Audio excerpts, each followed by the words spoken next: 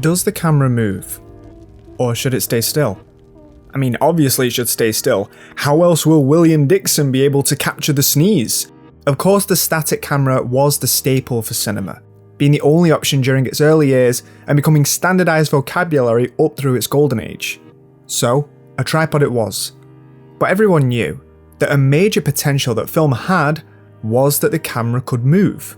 And ever since its genesis, it's like the goal of cinema was to be unleashed and put into motion. As soon as the cinematograph emerged, people were always trying to push what the camera could do to its absolute limits. But if we go all the way back, even before D.W. Griffith, to a film like Cabiria, we can see the beginnings of this freedom.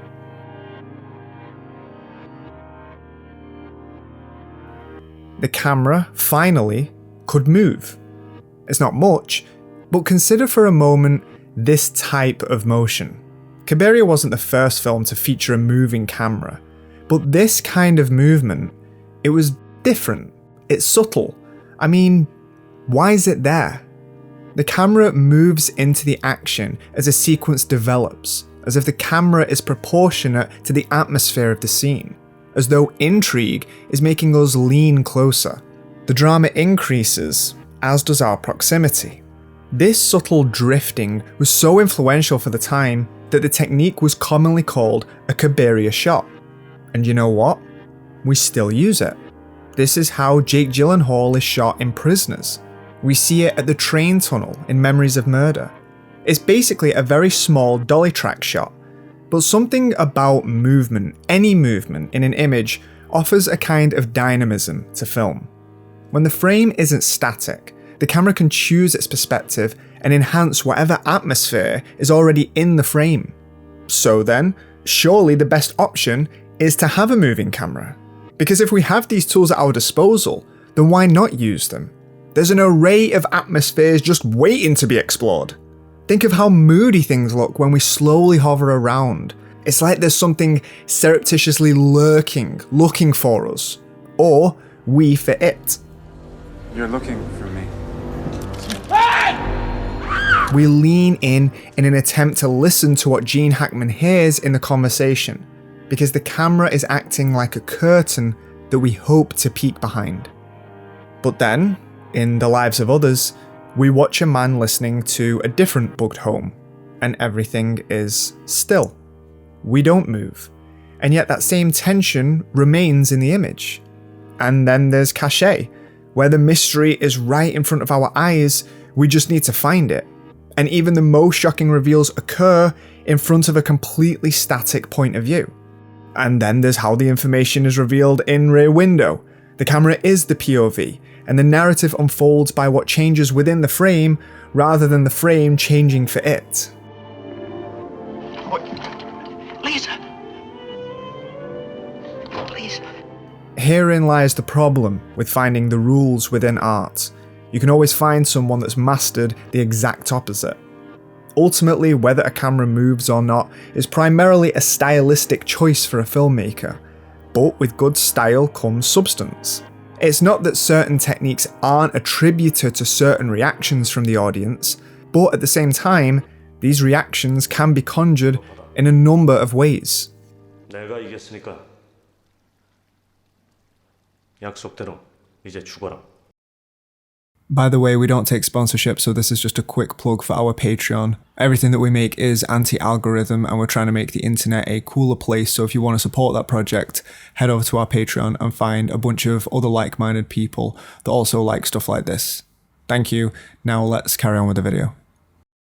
So, I suppose before we start assessing the usage behind moving and static cameras, we should start with the absolute basics. That being, what does each use of a camera make you feel? Just like how Cabiria settled on its shooting style, it was because ultimately, the camera developed an atmosphere that just suited the film. So what atmosphere are we looking for? Does a camera roll disorientate you? Does handheld make you feel nostalgic? Does a still frame make you feel peaceful? And can all of these techniques also make you feel the exact opposite? If so, what are the fundamental differences between a moving camera and a still camera? The most obvious difference in the choice is that there's a certain kind of dynamism in moving a camera around. A moving camera in general evokes a kind of excitement. If the purpose of a camera and any point of view is to establish something from a certain perspective, then by moving it, we're immediately implying that that perspective is fluid and can change. Why would that matter? Because it implies that the camera isn't completely disconnected from the events. It's consciously choosing in space and time where to go and what to see. And the apex for this cinematic freedom comes in the handheld camera, which opens up all possible avenues for cinematic movement. With it comes an erratic and immersive nature to a piece. Think of City of God, whose camera work places us so centrally to the film that it becomes a literal fabric of the world.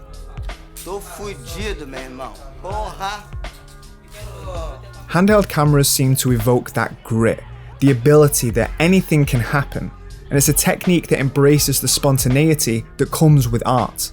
Sometimes filmmaking isn't an exact science, and the cinema verite school of thought brings a certain tenacity, a kind of edge to filmmaking that can't really be planned for. It's about finding the right feel as the moment comes. But energy doesn't always need to be disorganized. Excitement in the frames can sometimes be accounted for. Scorsese is a master of this type of planned camera movement, using it in ways that if anyone else were to do it, it could look foolish. First time heart attack, age 45. We should have gone to CCU 10 hours ago. We got 3 bodies up there, just like the one you brought in. Over there, 2 AIDS patients. One is 12 and filling up with fluids. His mother won't sign the do not resuscitate. Mercy killing doesn't translate well in Spanish. It's a sin to have to tube that kid. Scorsese sacrifices continuity for atmosphere. Everything is moving. It's as though he concentrates the energy of an entire world into individual shots. Look at every separate shot in Scorsese's dynamic sequences, and we can almost view them as independent splices of film, shot in a way that means they could be placed at any point at any time, because the whole is more important than the individual. It's like half of Scorsese's filmmaking is a montage, acting as a love letter to the urgency and energy of city life. His camera always tracks rapidly inwards to his characters. It moves through the world looking at its surroundings, whip panning to and from its subjects, imbuing in the environment an energy that wouldn't be present were it stationary. Hello? Hey, it's me. You ready? Yeah. Listen, tell Michael not to let the sauce stick. Keep stirring it. Henry says don't let the sauce stick. I'm stirring it. And if for a moment we look towards the famous shot in Taxi Driver, the one where Travis is on the phone, we see Scorsese employing a different kind of movement. The camera moves away from its main character to look at nothing. So by the camera doing this, what's it actually doing? It's obvious why a camera would want to look at action, but why would it want to look away from something? It's because to utilize camera movement, any camera movement, you turn the camera into a thing with an opinion, a bias. It becomes a tangible entity with characteristics, and thus a character arc, which in itself can be analysed over time. This shot demonstrates the idea that if you move a camera, it will innately display a subjective lens.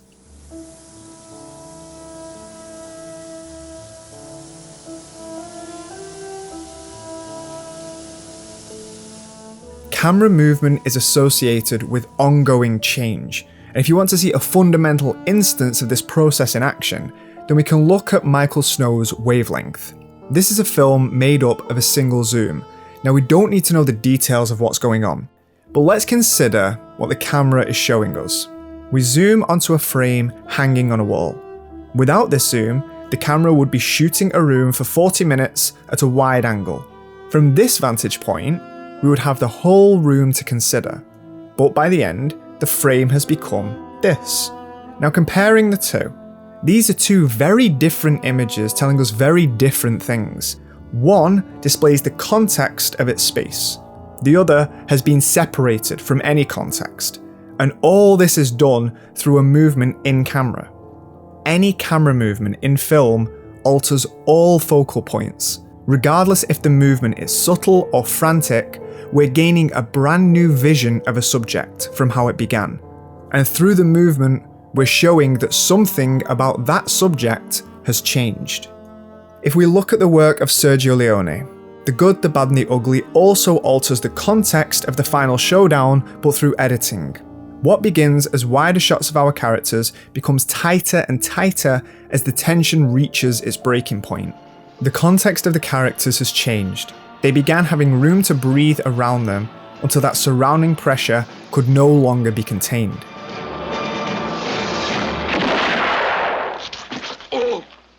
But the camera is still. Meanwhile, in Once Upon a Time in the West, Leone does the same thing, alters the focal point of a character from reality to their internal world by moving closer to their eyes. But this time, Leone zooms in. The difference here is that with the zoom, we see the physical changing of the image. It's as though a change is occurring in real time. It feels a bit more dreamlike, which makes sense, as the character at this moment is remembering something, and so it just feels like he's drifting inward. A camera moving will have an infinite number of places that it can move and context that it can display or get rid of. Or there's the alternative, where a camera can avoid all of this and stick to a singular, unwavering perspective.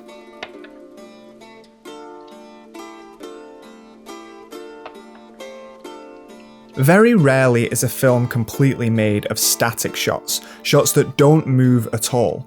Because when something is still, we're required to look at the entirety of the world, unmoving and serene. Almost every shot of Yasujiro Ozu's career is of the same tone, a low angle parallel to the action. Still.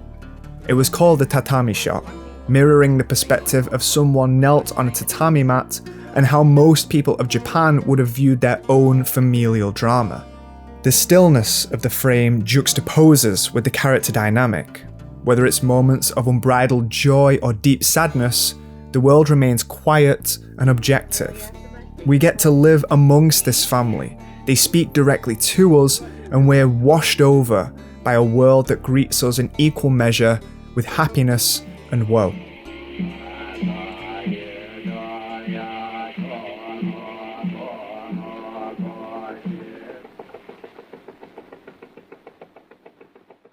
The stillness of a camera tends to grant us a sense of peace. With no intrusion, nothing can take us by surprise. But of course, with this also comes a clinical eye, a coldness whose purpose can be to force us to look at an indifferent world that's starkly cruel. First Reformed is completely static up until its final shot. A world that's been abandoned by God. It's as though it's destined to die, like its soul has been stripped from it. Here, we're not static to get a better vantage point of the world. It's because the world is utterly lifeless. If nothing is going on at the heart of the film, why would the camera need to move? Every act of preservation is an act of creation. Everything preserved renews creation. It's how we participate in creation. But just because the camera doesn't move, doesn't mean nothing is going on. If you're to look at the work of Michael Haneke, you'll find work that's so stark and cold that the only conclusion you can reach is that the camera perspective is the observation of a dispassionate, omniscient being. Through this kind of lens, all action becomes something profane, as though we're watching films that care nothing for their participants. Everything appearing mechanical, with all sentimentality stripped away. This is the lens of many formless filmmakers throughout all of cinema that have operated with the static camera. Why should we force our opinion into that which goes on? Why not just show things for what they are? Isn't that the truest form of filmmaking?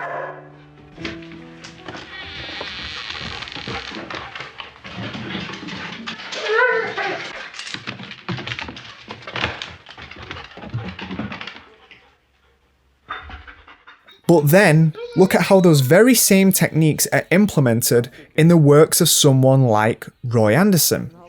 Andersson's films utilise all of the techniques that we just mentioned, and yet his unique style carries his work into the realm of the absurdist.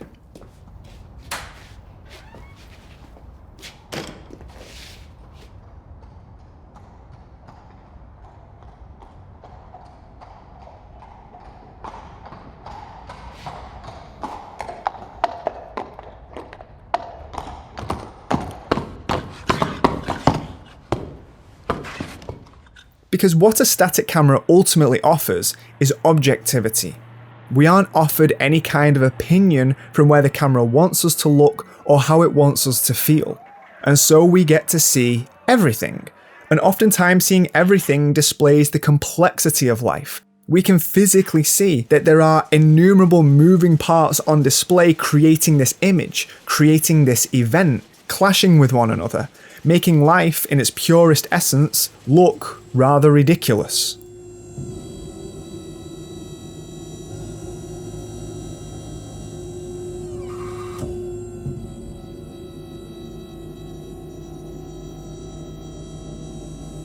As we can see, different styles of filmmaking are denoted to certain atmospheres, but it doesn't mean that they're exclusive to them. However, in this exploration analysing the differing approaches to film, there is a notable difference which does emerge in the choice between a moving camera and a static one. This is the idea of something expressionistic and something formal, composition versus chaos. A still image means that you're able to compose a shot. I can actually engage with the rules of composition that make so many images so beautiful, and composition requires a singular point of view in order for it to work. It's only composed a certain way because we see it from that perspective. Persona by Bergman is a masterclass at this kind of composition, creating singular images from overlaying the faces in view of the camera. And we can argue that the most iconic shots in all of cinema have come when the camera settles on a frame, allowing us to take in how this image was crafted. The static frame is the most formalist manner that one can make a film, precisely because everything has to be meticulously planned. Lighting, framing, the entire mise-en-scène is on display with no interference. Here is where we'll find our shots of symmetry, our frames within frames, the fundamentals of filmic grammar on display. If anything, the study of film language is best understood with these images. There's something about the simplicity of a frame composed as though it hides no secrets from you. I think of the aftermath of a battleground in The Thin Red Line, the agonising stillness of time in 12 Years a Slave. Highly composed shots throughout cinema seem to awaken a spirit within it, where we become densely aware that this isn't a painting, this isn't a photograph, this is occurring in real time, and it's still. In many ways, it makes images feel so much larger, so much more important. Using it to establish something makes it feel as though it's built on some strong foundation, or that we get to view a subject in context of another, getting to see its power or its futility. Kubrick was a master at compositional storytelling, with his experience as a photographer becoming fundamental to his classically structured compositions. Even when employing a dolly to his camera movement, his images were always devoted to a symmetrical composition, with his images having a one-point perspective central to the frame. I love this about his work. It makes it appear so loud and confrontational, and yet my favourite visual moment of a film like A Clockwork Orange is actually one of the lesser composed shots of the film. After Alex has been betrayed by his goons, he returns to the home of his previous victim, and he collapses and crawls through the rain and the mud. The light shines directly into the lens, flaring it, and the camera struggles to maintain its composure, just like Alex. And yet this process is still inherently Kubrick, because when we think of something like Barry Lyndon, again, we think of a film composed like that of a master painter. It's perhaps the most singularly well-composed film of all time. And yet the moment in which Barry lashes out at his stepson, how does he do it?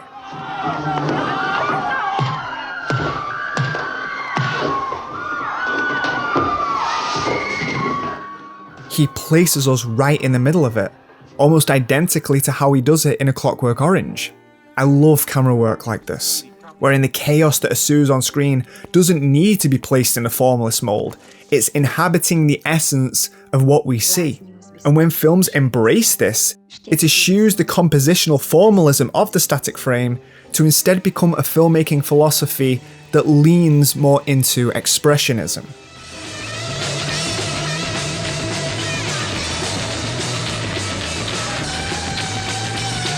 The last laugh is, for my money, the moment that the film camera truly became unleashed. 10 years after Cabiria, Murnau took the camera into places not even Griffith was able to take it.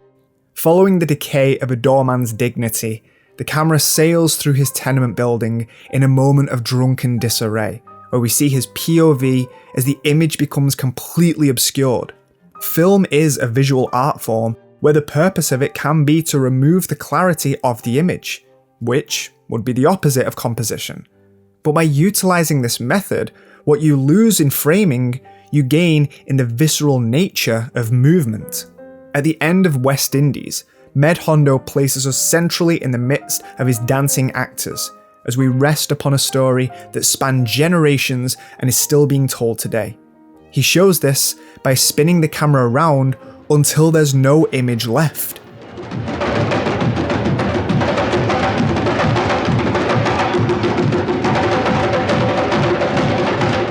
There's room for expressionism in cinema. When I think of the work of Stan Brakhage, I see someone whose complete physicality with the medium of film discovered that there is a human draw to absolute abstraction. And the same goes for the moving camera, taken to its most extreme end, that in one's desire to create an anti-composed film, you engage in a form of film destruction, to be placed in a situation where film itself becomes completely abstracted. And that same chaotic energy can be found in the astounding finale of Jean Renoir's Partie de Campagne, an unfinished masterpiece that concludes in the camera floating down a river, being gradually consumed by the rising water. It's incredible.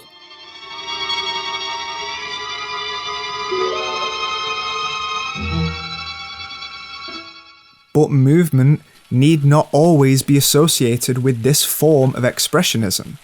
Through altering the dynamic of the frame, we can transcend outside of the style of filmmaking to where movement can actually be utilised to make a film slower.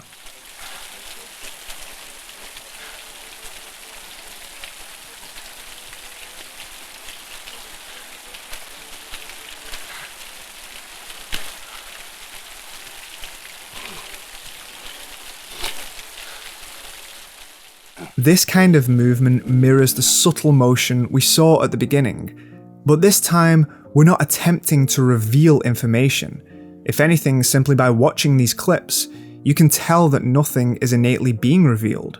The only thing unfolding is the gradual saturation of the atmosphere. Movement into nothing evokes within us a sense of purposelessness, and yet, as we know, motion in camera denotes some kind of change. If these cameras do carry a perspective, then where are they going? What is it they want us to see? In turn, we understand that the camera doesn't want us to see anything, it's aiming for us to feel. The camera is adrift and floats, with no destination in mind, like a daydream. We watch a sequence that has no real beginning or end, and upon that realization, we understand that the focus of these shots are the very weight of time that the film is highlighting. The only time that exists is this present moment, the thing passing us by every second, becoming tied to that eternal past that seems so out of reach.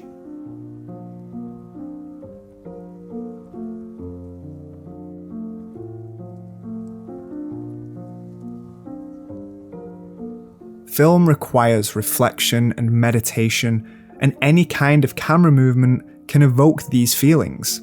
There's untapped poetry that emerges when you do just so. An elephant sitting still reaches sentimentality and nostalgia with its ever-moving camera attached to its characters, whereas something like Warfare can only give us any chance to reflect when it steps back from all the chaos and simply allows the world to be.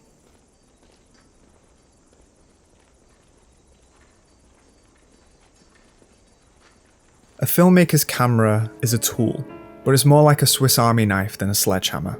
Just because we find a way to use it doesn't mean that it's the only way, and it doesn't mean that there aren't more uses for that same technique. In fact, it's near impossible to find a filmmaker that has a singular technique used in the same way across their career. Most filmmakers have their niche, but use a combination of techniques, and in regards to whether the camera moves or stays still, many filmmakers elect on both. As we've said, expressionism and composition are individual approaches that one must choose at each individual moment of filmmaking. But what if we were to hybridize them? Judgment at Nuremberg found a way to employ the best of both worlds and is probably the best example of this in film, shooting 90% of its story in a single room and yet imbuing it with such intrigue and excitement, guiding our eyes exactly to where it needs to be and developing the atmosphere present in the courtroom, mimicked in the camera. Are the embodiment of what passed for justice during the Third Reich. The defendants served as judges during the period of the Third Reich. Therefore, you, your honors, as judges on the bench, will be sitting in judgment of judges in the dock. The camera moves around that same undercurrent of mystery, and when it wants to settle on a composed frame, it will do just that. This is storytelling through the camera of the highest level, and yet it appears so simple. Filmmakers have found ways around this through the years with staging and blocking, but that's a topic for another time. Auteur cinematographers are the masters of making these subtleties appear invisible, and even those with distinct styles will often find ways to elegantly branch out to incorporate something different. Even someone like Emmanuel Lubezki isn't trained to exclusively use the moving camera. Look at The Revenant, and in a film of constant motion, at the end, there's a respite. Because film is a complex art form, and often do we need to feel both. It balances things out. And even though I said that composition requires a single point perspective to work, the most creative filmmakers find ways around it.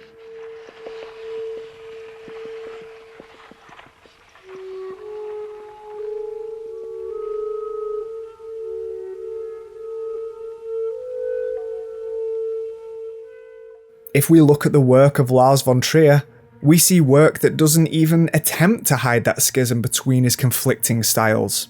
Half of his films are handheld, intimate drama pieces that make us physically aware of the camera, and the other half are purely static, composed, painterly imagery, both of which exist within the same work.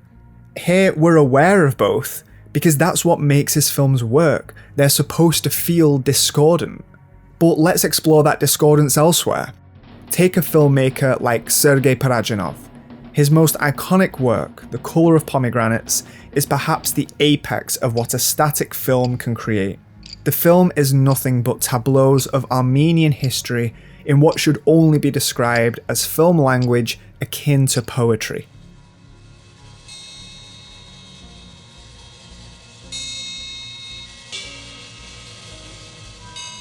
The camera never moves because it would completely negate its chosen syntax, where objects become icons, and action an eternal symbol trapped in time. He evoked a kind of lost memory, exploring these eternal images and atmospheres that persist throughout all of humanity. He also examined these same themes in Shadows of Forgotten Ancestors, a film whose technical approach is the exact opposite.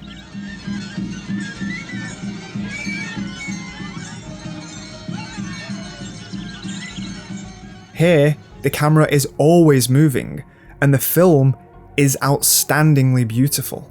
It's the same filmmaker, displaying a remarkable versatility in his methods, and yet through two opposing languages, he manages to convey that same transcendental mood.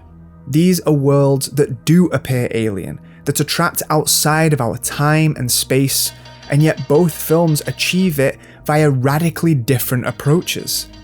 It's like comparing a film like The Fall with On the Silver Globe. Both are aiming to entrench us in a completely alien world whose art direction removes all sense of reality. But even though they have very different approaches to one another, they're still trying to achieve the same thing. Such is the difficulty in art. When we find a truth for one, we learn that the exact opposite is also true. Sometimes a world is so free and expansive, so we glide over the top of it, like in Le Haine. Or we fly through its crevices, unveiling a brand new world from top to bottom, like in I Am Cuba. And sometimes the world is so expansive that all we can do is sit and stare at it.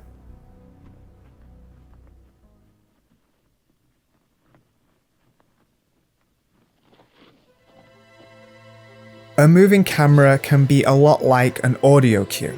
It signifies that something is happening, but it can be used in kind of a cheap way. Like how music is used to make things more epic, because the imagery and narrative aren't doing a sufficient enough job.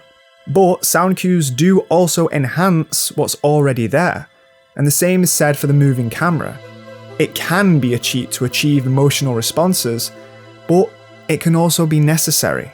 And there's a reason as to why, since the inception of the camera and our first opportunities to capture moving images, we've sought to reach the edges of what's possible with this amazing technology. It's taken us to places we thought impossible, and we've still only scratched the surface of its capabilities. And so, throw the camera around, make it fly, sink it to the depths of the ocean, and destroy all legibility for all images, and then return back to the stillness that images possess, and bask in the freedom of all forms of cinematic exploration.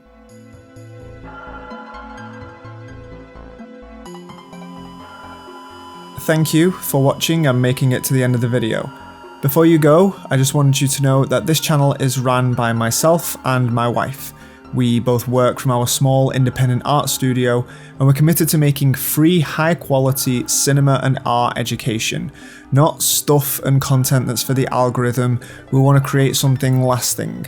A lot of our videos are already used as reference by students and universities all over the world, and we want to keep doing this and keep making useful things for decades to come. If you'd like to support that mission, we host a weekly podcast and a curated film club on Patreon, where we screen and discuss great films live on Discord. And once a month we also gather for a book club. There you'll get workshops, exclusive essays, and a lot more. It's a very, very cool space, and if it sounds like your kind of thing, then consider this your invite. All the links are in the description box, and again, thank you for watching.